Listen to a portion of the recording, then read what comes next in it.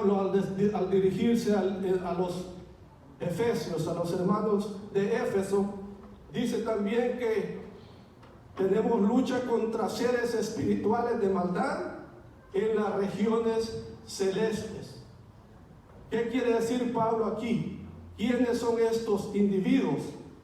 Dice que son una inmensa multitud de seres malignos que no quieren lo bueno para ti, sino que quieren la destrucción del ser humano. Estos seres espirituales de maldad se encuentran bajo el mando de los gobernadores de las tinieblas. Qué interesante, ¿no? Como les vuelvo a repetir, cuando yo estudié esto y me fui un poco más profundo, se siente que hay una batalla real entre lo bueno y lo malo. ¿Y cuál es esa batalla? Esa batalla es por ti y es por mí.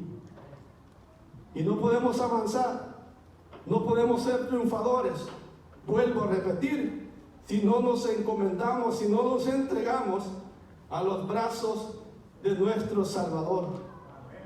No hay victoria.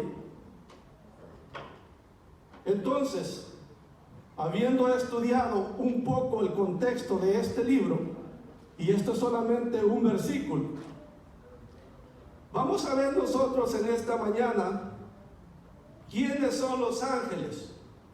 Vamos a ver también cuál es su misión, y vamos a ver qué es lo que tienen para cada uno de nosotros. En el libro de Salmos, el capítulo 34, Salmos 34 y el versículo 7, hay una gran promesa, hermanos. Podemos abrir la Biblia allí. Salmos 34, 7.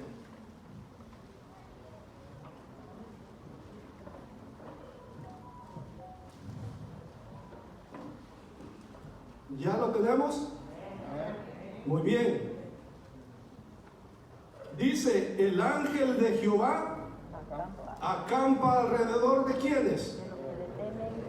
De los que le temen y los defiende, ¿verdad?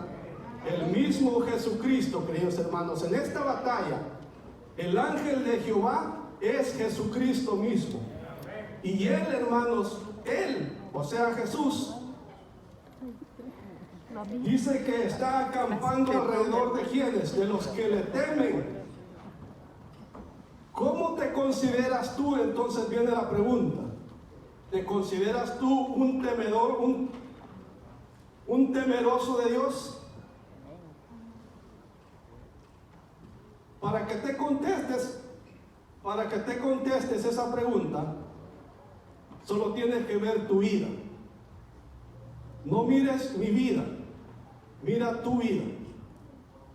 Y esa vida te testificará a ti si tú en realidad eres un temeroso de Dios.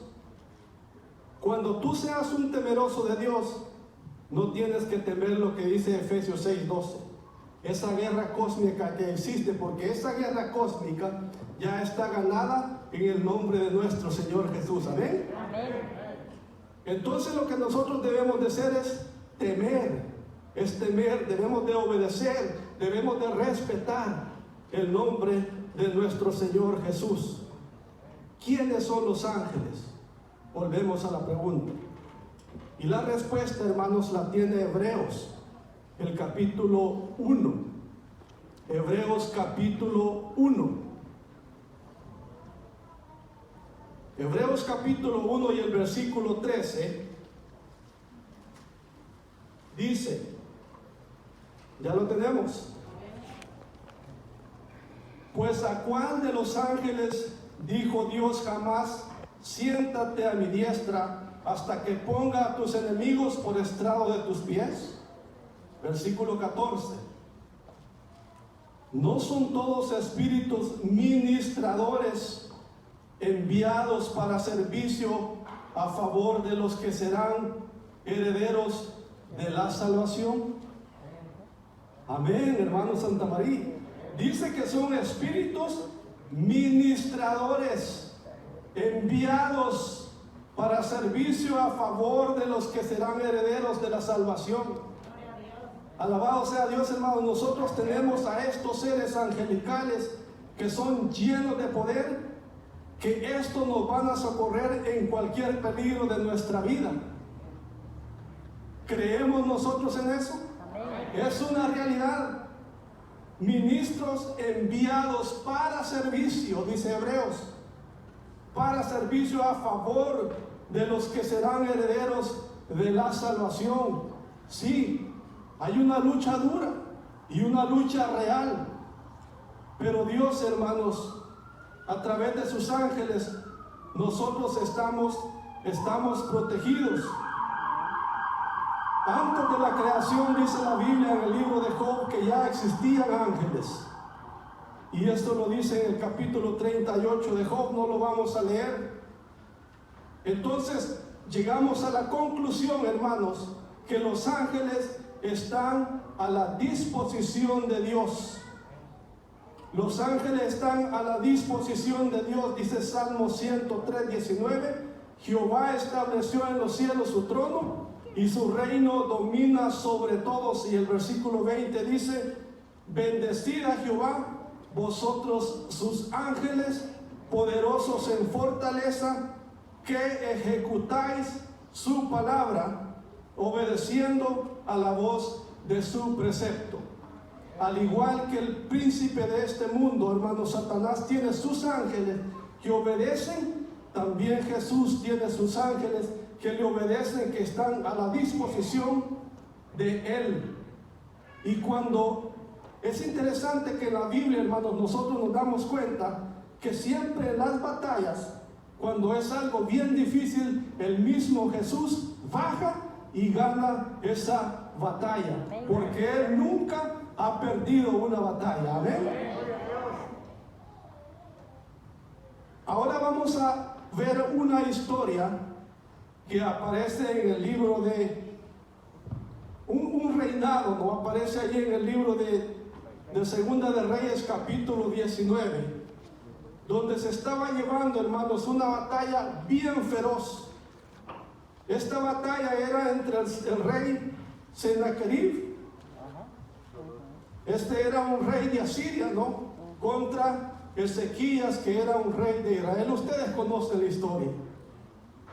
Una historia muy interesante que encontramos en el libro de Reyes. Dice que este rey Sennacherib reinó desde la historia en el año 705 hasta el año 681 antes de Cristo, y se había vuelto un enemigo arrésimo del pueblo de Dios. Él venía conquistando, ¿no? Conquistando, y había rodeado a Jerusalén, había conquistado a Judá. Y estaba el rey Ezequías temblando, como todos nosotros, ¿no? Temblamos cuando vemos los problemas. Así se encontraba el rey Ezequías. Y en Segunda de Reyes, capítulo 19, y el versículo 1, dice allí: este rey Sennacherib, hermanos, había él conquistado muchas ciudades y se burlaba del Dios Todopoderoso. Y en el versículo 33, volviendo al capítulo de atrás, del 18:33, se burlaba de esta manera: ¿acaso alguno de los dioses de las naciones ha librado tu tierra de la mano del rey de Asiria? Este rey de Asiria era Sennacherib. Pues no había librado, él las había tomado. Pero había una gran diferencia, le dice Ezequías, que estos adoraban a ídolos y él adoraba al Dios creador del universo.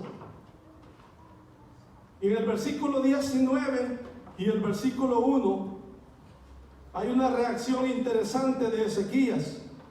Dice Segunda de Reyes 19:1: cuando el rey Ezequías lo oyó, rasgó sus vestidos y se cubrió de cilicio y entró, ¿dónde dice que entró? En la casa de Jehová. Cuando tú te sientas desesperado y sientas que ya no puedes más, ¿dónde vamos a entrar y dónde vamos a acudir? ¿A quién vamos a acudir? A Dios. Amén, querido hermano Mario. Porque es el único, hermanos, que tiene poder para salvarnos. Es el único, no hay otro. Y dice la historia en el versículo 2 que envió a Eliakim. ¿A quién envió ese? A Eliakim. Miren qué interesante, hermanos. Siempre los nombres bíblicos tienen un significado poderoso. Y el nombre Eliakim dice que significa Dios levanta. Escuchen bien, Eliakim, Dios levanta. ¿Y a quién más mandó, dice? ¿Lo está leyendo? A Sebna. ¿Qué significa ahí? El nombre Sebna significa juventud. Ojo y oído. Eliakim, Dios levanta. Sebna, juventud. Estaba la promesa, hermanos, que fue dada a los enviados por Sedequías, que Dios iba a dejar un remanente. O sea que los nombres Eliakim, Dios levanta juventud. Y de ese pueblo, hermanos, cuando la guerra se puso difícil, Dios levantó juventud, porque el pueblo de Jerusalén, de la ciudad de Dios, salió triunfante. La palabra de Dios se cumplió en ese entonces y se cumple hoy cuando nosotros confiamos en ¿quién? En nuestro Dios Todopoderoso. Gloria a Dios, digo yo también. ¿Qué mensajes más lindos tiene la palabra de Dios, hermanos?